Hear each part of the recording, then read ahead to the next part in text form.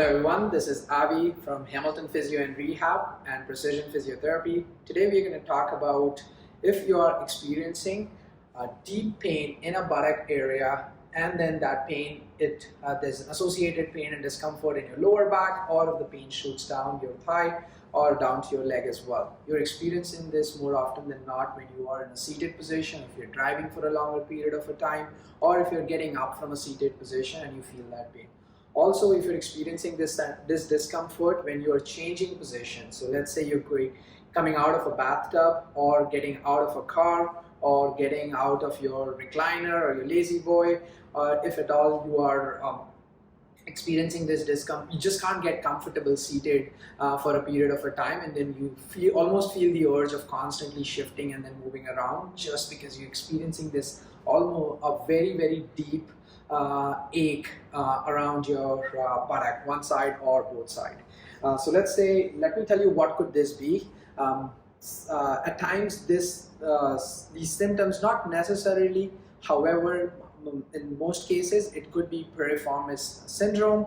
That means if this is your lower back, this is the front part of it, this is the back part of it, this is your tailbone here, and then this is your pelvis. Around your pelvis there are a lot of muscles that originate, like start from here and then go all the way to the leg and the thigh, and then go sometimes even to the knee part as well. Most of the pelvic muscles or the hip muscles, the interesting fact about them, they are two joint muscles. So very seldom they only help just the hip. They actually are associated with hip and knee, and hence most symptoms or the feeling that we experience is associated with both of those joints. So this piriformis muscle is right up here in a cross pattern. Now if you actually have to dissect these muscles and then start seeing underneath, there is a specific nerve called as a piriformis nerve, which is a branch of a sciatic nerve. So we've all heard of sciatic nerve, that Charlie horse feeling in the back of your leg. That is a big nerve that actually starts from the lower back and then it travels down the leg. Now it's like a tree trunk with a lot of branches. One of those branches could be that specific nerve. Now the muscle actually encompasses that nerve. So when that muscle is tight or is irritated or is not working as efficiently as it could, for a variety of different reasons, it causes irritation or a lot of pressure on that specific nerve.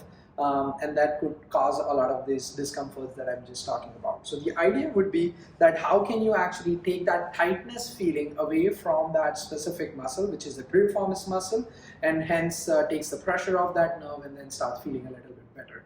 So today we're going to talk about some stretching routine that you could do specifically and for that area.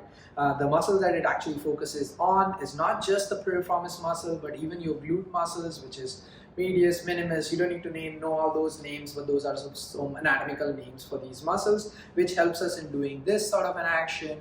Rotation action. It helps your hip move, it helps the leg go back a bit. So in combination of all of that together, it helps us do these movements. So once you understand the principle of it, that's when you'd want to know that what kind of treatment strategies would be helpful to decrease that tightness in that muscle. So some of my very simple basic stretches that I like start doing is that getting this leg across the chest this way. So I can demonstrate this way, and then you should start feeling a lot of little stretch in your buttock area. You should not feel it in your lower back or even in your hip and groin area. If at all you're feeling that discomfort, you might want to stop and then try a modified way. Another one would be hitting this leg like this, and then you pull. This is the leg that you're feeling that stretch. Similar concept. You feel a very strong stretch in your buttock area, and then a little bit around your hamstring.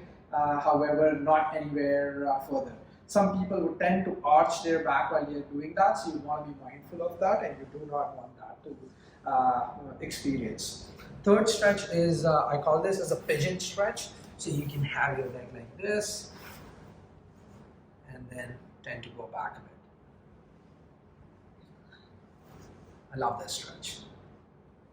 As in when you sit back, you experience a lot of stretch. Of course, you need a little more flexibility in your hip to be able to do that. So if at all you do not want to cause yourself any hurt in your other leg, but then this is a very strong stretch, and then you can lean forward and then increase the intensity of that specific stretch. It does challenges the mobility of your hip, but works really, really well.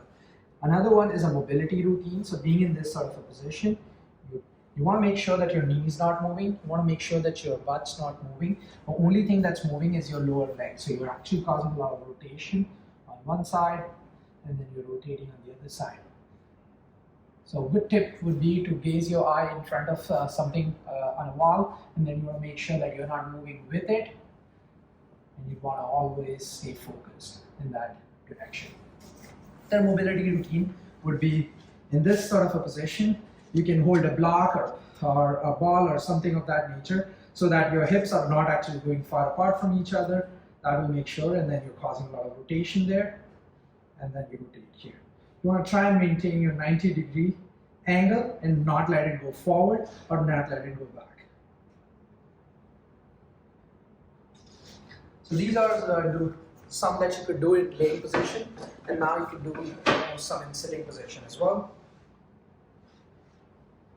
Position, and then you want to lean forward, and again the leg which is in this this is the leg that you're feeling the stretch, not the other one, and then you're leaning forward. Again, important is to not feel this in your lower back, and you should feel that stretch just around the exact same area. Give these a try, and all of these stretches, you want to hold this for good 30 seconds if you are able to.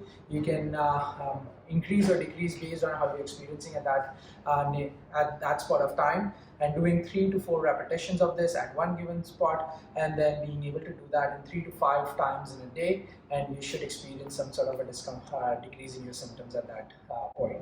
Let me know how that goes. Share the love, like, subscribe, and see if you have a friend or family member who might find this helpful, then give that a shot.